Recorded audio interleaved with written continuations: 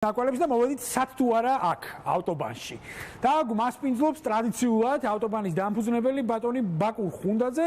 ბაკურ, მოგესალმებით. უცბად გეტყვით კულინარიულ გადაცემაში მოვიდეთ, თავით მithumedes თქვენს ეკიპირებაზე თუ იმსჯელებთ. კი, ნაწილობრივ, იმიტომ რომ მინდა შემოგთავაზო ნავთობპროდუქტების შიდა სამზარეულო, შევეცადოთ მომამზადოთ კრემი ნავთობპროდუქტებისაგან. იმიტომ ძალიან ბევრი კითხვა დასმული საზოგადოებაში, რამდენად თავსებადია ნავთობპროდუქტები ერთმანეთთან და ეს არის გაუთავებელი კითხვა. და შემდეგ თავაზობ გადავიდეთ დახთან და შევარჩიოთ ჩვენი ინგრედიენტები კრემისთვის. დიდი სიამოვნებით, ეს მე მგონი საბურავზე ჩამოჯდომაზე უფრო მაგარი გამოწვევა. არ გვექნება მაგაზეს ჩამოჯდომის მე მგონი.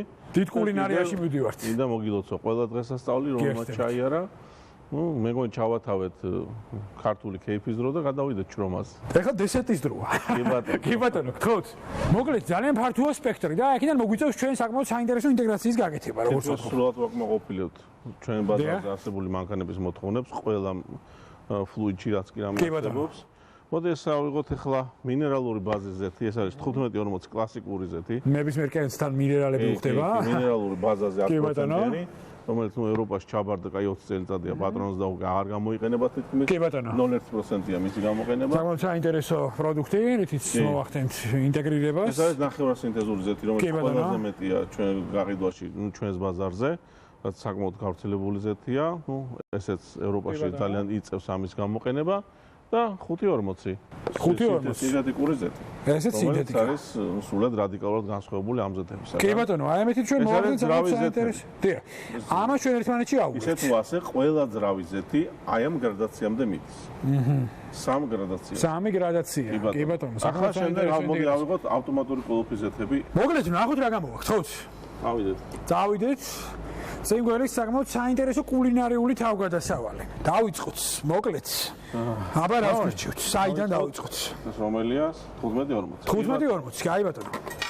ერთად დავველოდოთ შიდექს. ნუ ახლა რა გეტყვით რომ მაინც ამაინც სასიამოვნო სულელია, მაგრამ ეს არის მინერალური ბაზა. შემდეგ ეს არის მუქი.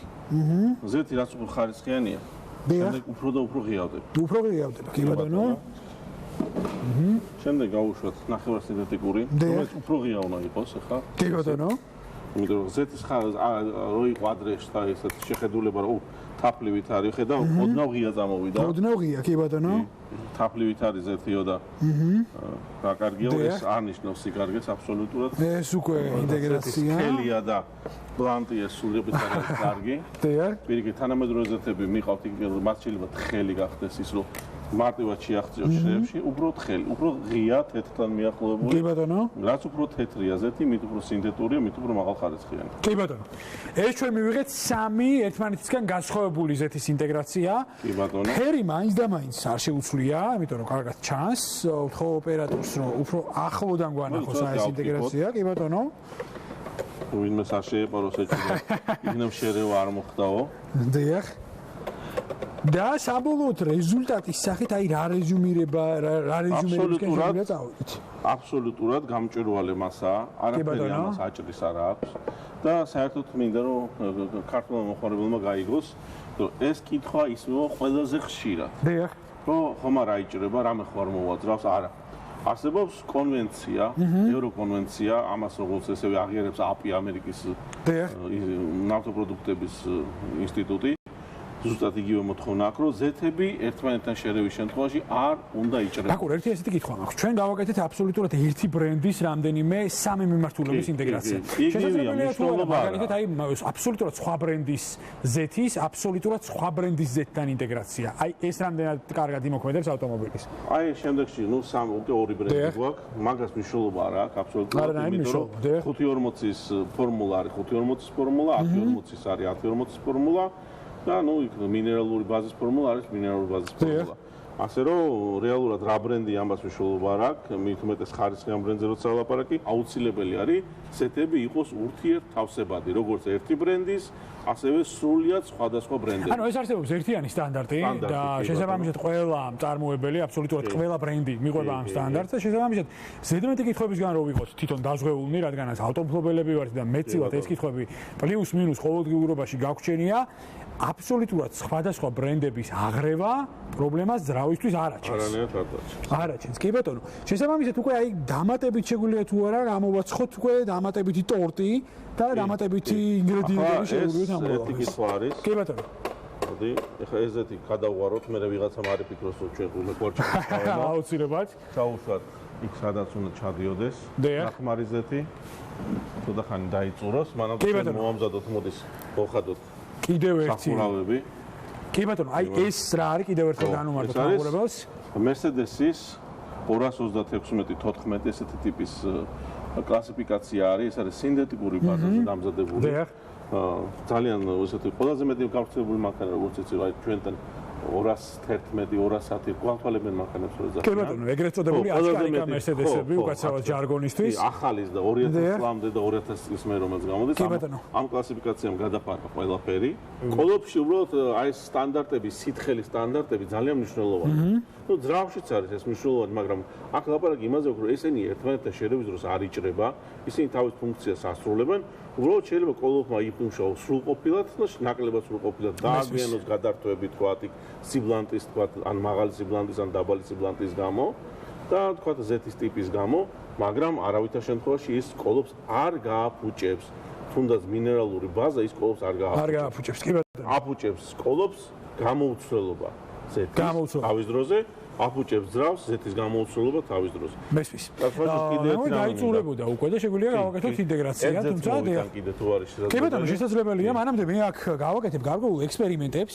არ ვიცი სიმართლე გითხრათ, ახლა ვერანაირად ვერ გაგაკვირვებთ ჩემი კულინარიული შესაძლებლობებით, თუმცა საბოლოო ჯამში რეკომენდაცია და მინიშნება იმაზე, რომ ზეთების აღრევა არა თუ მავნებელი ავტომობილის ძრავისთვის, არამედ პირიქით, ხშირ შემთხვევაში სასურველიც არის და საბოლოო ჯამში ინტეგრაცია მათ შორის სხვადასხვა ბრენდების, იმიტომ რომ ჩვენ ამ შემთხვევაში ერთ ბრენდზე ვსაუბრობთ, მაგრამ სხვადასხვა ბრენდების ინტეგრაცია საბოლოო ჯამში ავტომობილის ძრავისთვის, თქვენი ავტომობილის ძრავისთვის არანაირი საფრთხის შემცვლელი არ არის.